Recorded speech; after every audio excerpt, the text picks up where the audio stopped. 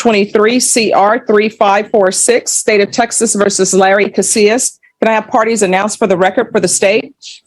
Thanks to the state of Texas. Defense? Elizabeth Russell for. Quick note here. The judge is confirming that all discovery and documents have been reviewed. This step might sound routine, but it's crucial. If the defense hadn't reviewed everything, the entire plea could fall apart later. Larry Casillas. Are you Larry Casillas? Counsel, have you received all the discovery? Did you review it with your attorney? I have reviewed. I'm sorry, with your client. Yes, Judge. Court will find that the state is in compliance with discovery. Showing you what's entitled application for deferred adjudication or community supervision. Did you review that with your attorney? Did you understand it? Yes, ma'am. And did you sign it? Yes, ma'am. Showing you what's entitled true bill of indictment. Did you review that with your attorney? Did you understand it? Yes, ma'am. Counsel, do you waive the reading of the indictment? We do, Judge. State, are you proceeding on the indictment as presented? That appears to be a yes. That's it.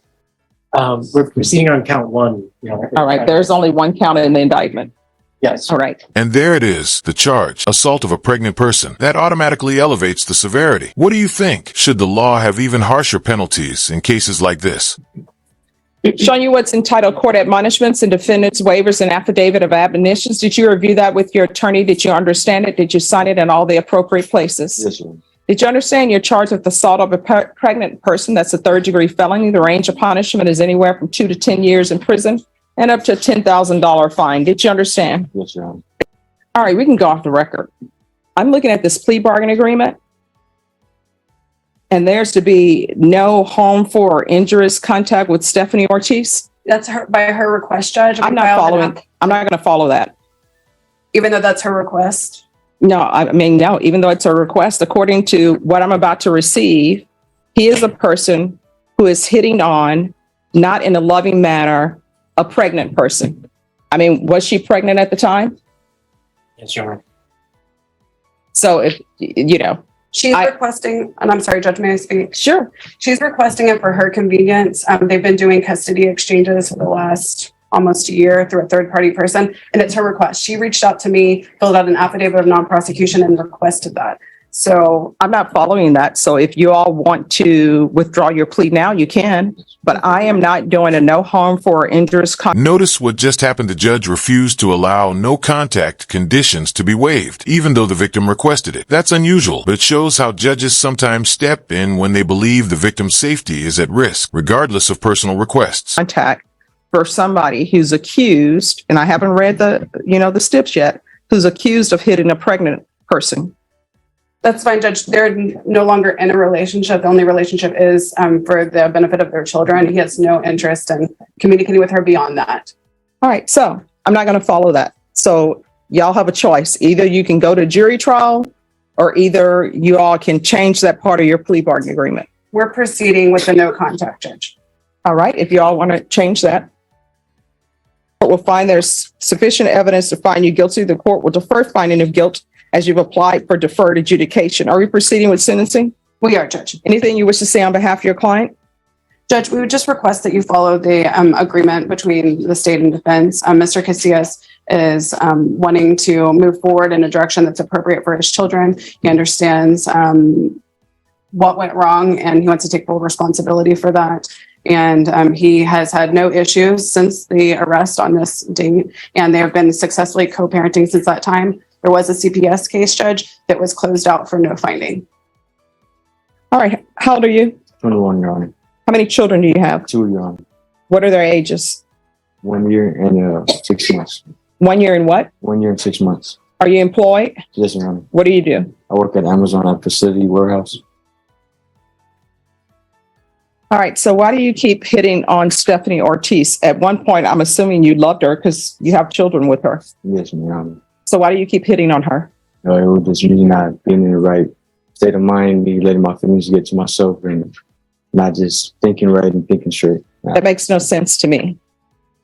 Your Honor, it was just my fault. I let my feelings get to myself and let her get in my head and Let what? let her get in my head, and I just reacted in a wrongful way. No, but I mean, you're up here hitting someone.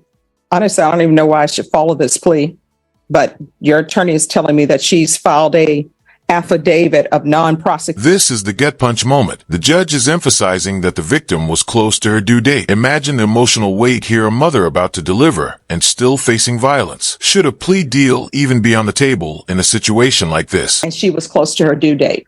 Not that it's appropriate to hit anyone anyway, No, it's not, Your Honor. but obviously she was pregnant. And what she's saying in this documentation, I want you to tell you the reason why I'm saying no contact, Yes, Your Honor. because what she's saying in this police report is this is not the first time that you've been abusive to her. And the police took photos and she had bruising and swelling to the eye along with busted vessels in her eye. That's what you did. So the two children you have, is this a boy and a girl or two boys or two girls? Girl and All right. So what's your daughter's name? Sarabella. she's a year and 7 months. All right. So she's a year and 7 months. I guarantee you she knows that you've been abusive to her mom. Do you love your daughter I love her with all my heart. with all your heart? Would you do anything for her? I would, Your Honor. I used to do CPS cases and parents would tell me I will walk through fire for my children. Yes, Your Honor. They would say, Powerful question from the judge, flipping the scenario to his own daughter in the future. It's not just a legal judgment anymore. It's a moral confrontation. This is where courtroom drama hits hardest. say that because they knew nobody had a fire for them to walk through. Mhm. But I believe you when you say you love your daughter. Yes, Your Honor.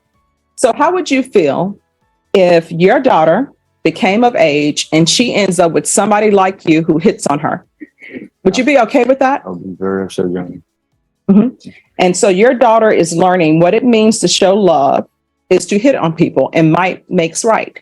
Your Honor, that's You're going to have to change your ways. yes, You are not to have any contact with Stephanie Ortiz and anybody else you get into a relationship yet.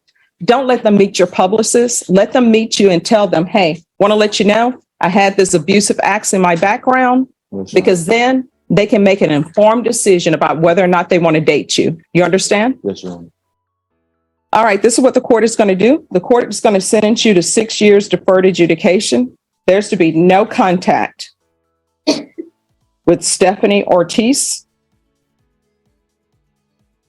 There's to be the BIPP course, parenting classes. That can be with rainbows. There's to be 200 hours of community service restitution. That will be waived once he completes parenting classes. Regular reporting by Zoom or in person. Regular UAs. If you're drug tested today, what are the results going to be? Positive, Your Honor. And what are you going to be positive for? I mean, no, negative, Your Honor. Negative? Okay. So you haven't used anything. All right. I think Amazon drug tests. Do Yes, they yes, not? Amazon drug test, yes, Your Honor. All right. There's to be regular UAs. I'm going to want field visits one time every 3 months. Proof of employment within 15 days.